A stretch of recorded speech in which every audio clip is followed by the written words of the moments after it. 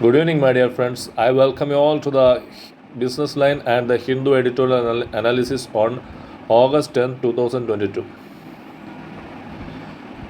The first article I am going to discuss is with regard to fertilizer subsidies.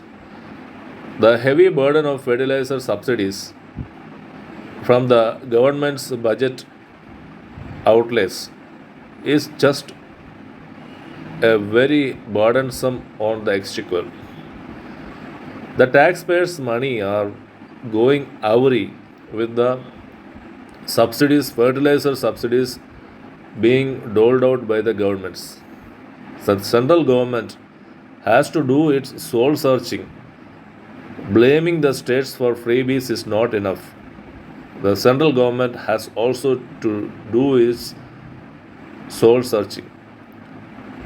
In financial year 2020, the fertilizer subsidy was 81,000 crores rupees. Looking at this subsidy amount, the financial year 2021, the subsidy was fixed at 71,309 crores. And the financial year 2022, the subsidy was fixed at 79,108 crores. However, it turned out that the revised budget estimates means the after the actual expenditure has been incurred, the government goes back to the budget estimates, the original estimates which had been made, and makes changes and revises it. So the revised estimates of financial year 2021 turned out to be 1.28 trillion, that is 1.28 lakhs crores. And for the financial year 2022, it turned out to be the revised estimate turned out to be 1.4 trillion, that is 1.4 lakhs crores rupees. See how huge 77 to 80 percentage increase in the budget estimates itself forms the revised estimates. This is a very huge burden on the exchequer. This year, the sowing season is going to start. As we have learned from the previous discussions and the editorial analyses, this season is going to be the Kharif season. In this sowing season, the government had estimated a fertilizer subsidy of 1.05 trillion, that is 1.05 lakhs crores rupees. The government is going to add, when the sowing season is going to start, the government is going to add 1.1 trillion, again 1.1 lakhs crores rupees again to be added to make it totaling 2.25 crores rupees, that is 2.25 trillion. This huge amount is more than Prime Minister's Garib Kalyan Yojana, which is just 1.7 trillion, that is 1.7 lakhs crores rupees. And it is also more than the food subsidy of the government, which is just 2.2 trillion, that is 2.2 lakhs crores rupees. Friends, there is something wrong. However, the central government cannot be blamed because the supply shocks emanating from the Ukraine war and the China's lockdown, where we are getting fertilizers from, we are getting mostly the fertilizers from China and Russia, and the war is creating some kind of bottlenecks in the global supply chains, and the prices go on increasing. So central government cannot be blamed. However, the successive central governments have not done one thing. It would have made the inflation rated increase of the selling price of the fertilizers, which it has not done. None of the successive central governments have done this. It would have raised the prices, the selling prices, so that the industry gets the recovery of the cost price of the production of the fertilizers. You know, the urea, the key fertilizer, is selling at 1/10 of its cost of production. The urea per 50 kg is actually, the cost of production is 3,500 rupees. However, it is selling below 1/10 of its. 1/10 is 350 rupees per 50 kilogram. However, it is selling at 300 rupees per 50 kilogram. That is half quintal. 300 rupees per half quintal. So who is funding the balance? The 90% of the cost is through the subsidy. Another fertilizer, the D-ammonium sulfate, which is 65% is financed through the subsidy. All these subsidies are showing that the manufacturers are compensated for the difference between the cost price and the selling price. The government should have increased the selling price of the fertilizers depending upon the fertilizer price increase and the inflation, which it has not done. Government can do one thing now. The subsidies can be, after increasing the selling price, the subsidies can be directly transferred to the farmers. The government has already tasted success with Krishi Samman scheme and Ujjwal scheme, in which the direct benefit transfers have been very much successful. So government can think of doing that here also, the direct benefit transfer of the fertilizers. The heavy burden on the exchequer and taxpayers' money going waste like this can be reduced. See, subsidies are financed by taxpayers' money. A prudent decision with regard to this, if not taken, this will overshoot the budget costs. Always the budgets are not being achieved and it is overshooting the budget. This has to stop. So direct benefit transfer after increasing the selling price of the fertilizers is the only key. Friends, I am going to talk about the editorial titled Shared History from the Hindu. The shared history refers to the recently concluded Commonwealth Games, in which India won 61 medals, out of which 22 were gold.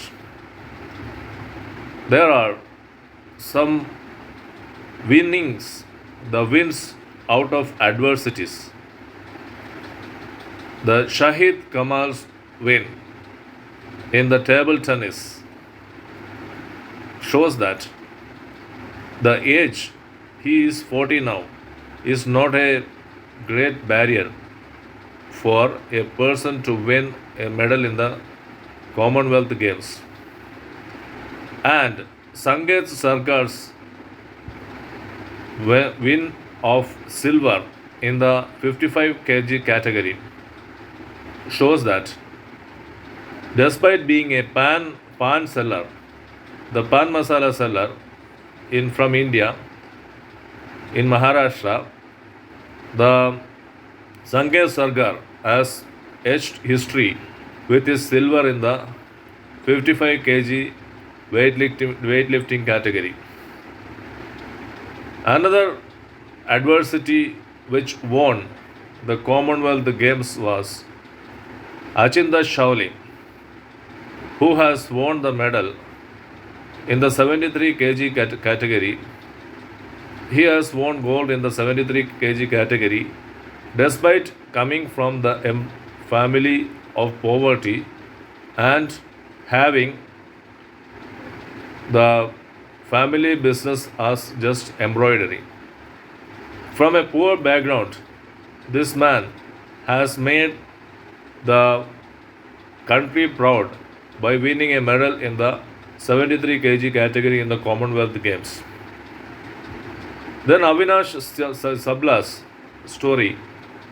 It is a new territory. The steeplechase, 3000 meters steeplechase, is a new territory which has brought medal for India. Avinash Sabla has won silver medal. Though the silver medal, this is a very good achievement because this is a new territory India has ventured into.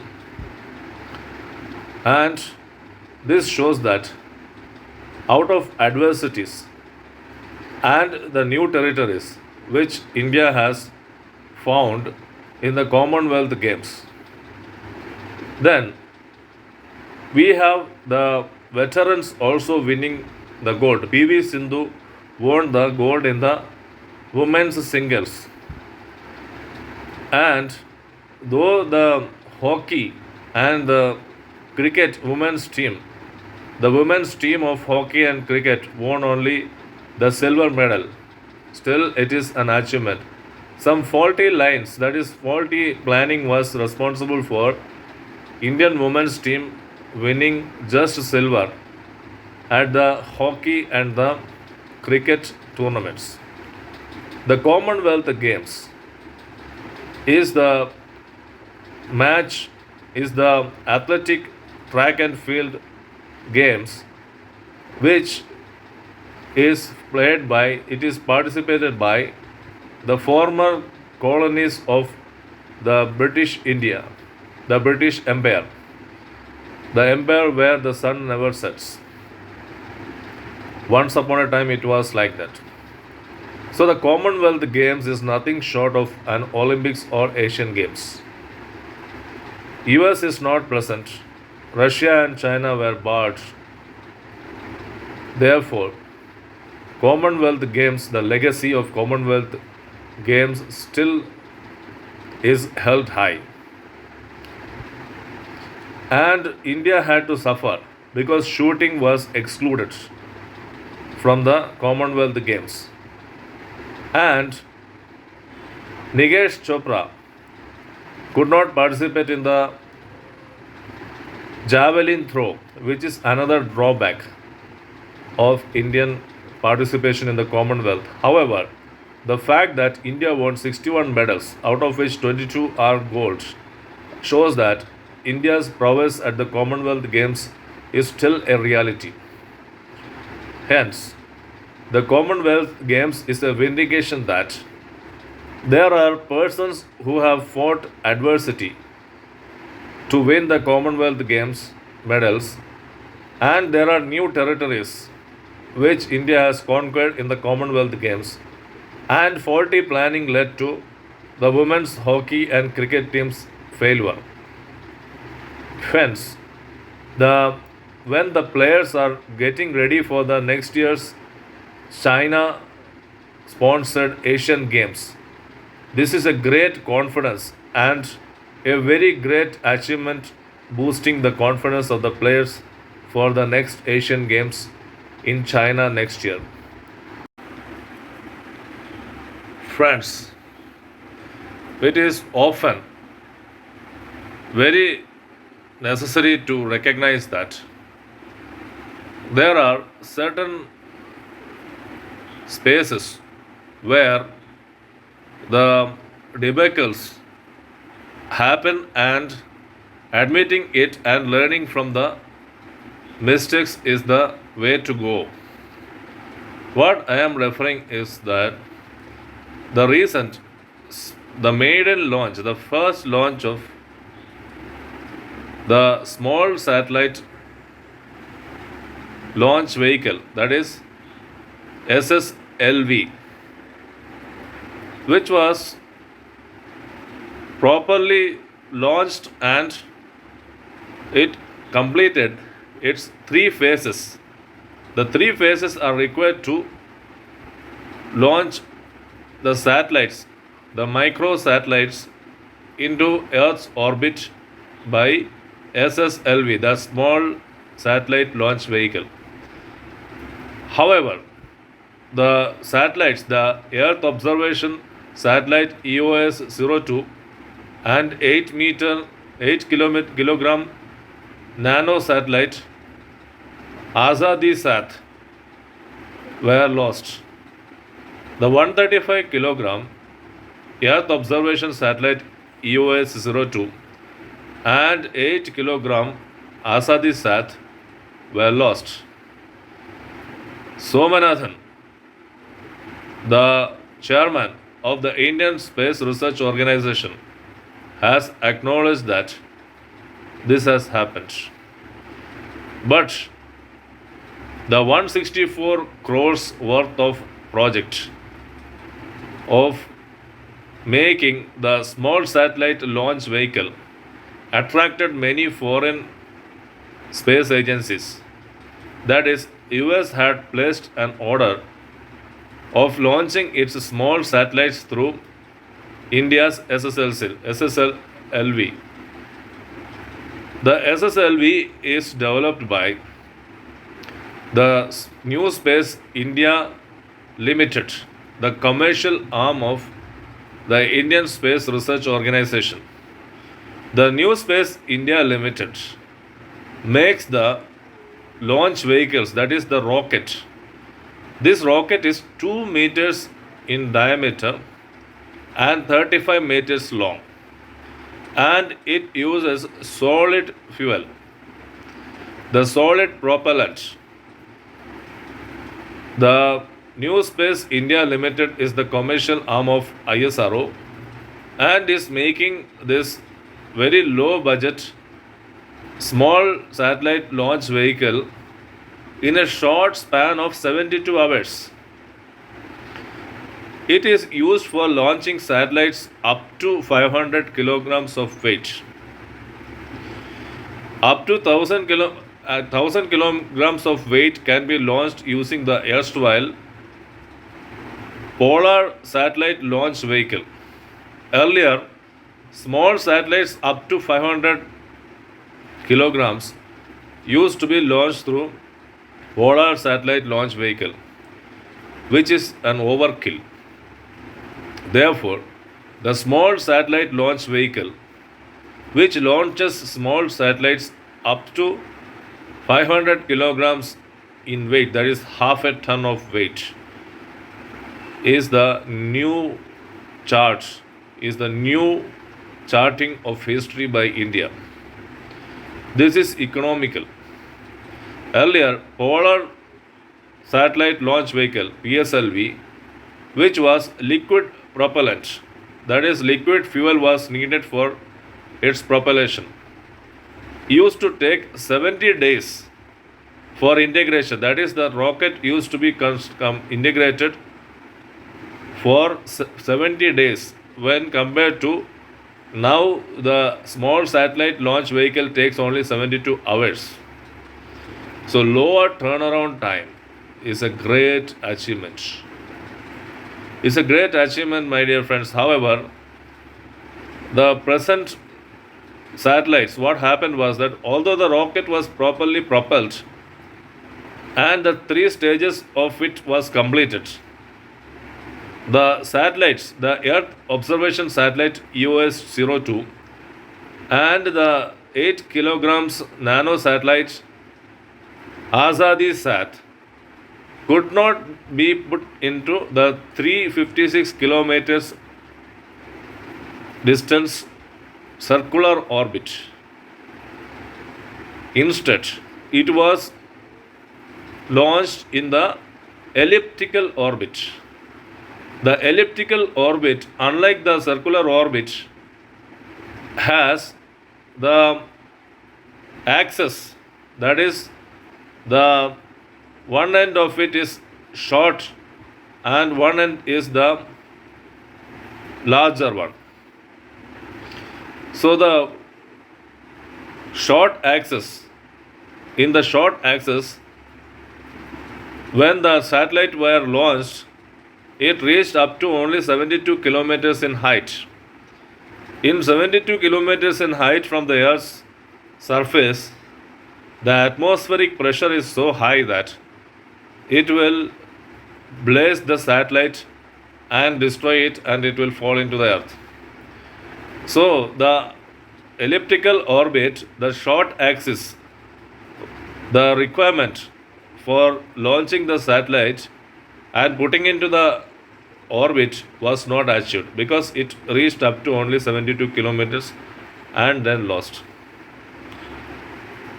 This is the reason. Had it been completed in the orbit of the circular orbit around the earth, that is 326 kilometers, 356 kilometers away from earth, it would not have been a failure. Now the satellites are lost, and very sorry to say, we have to learn from the mistakes and move on. That is the only way.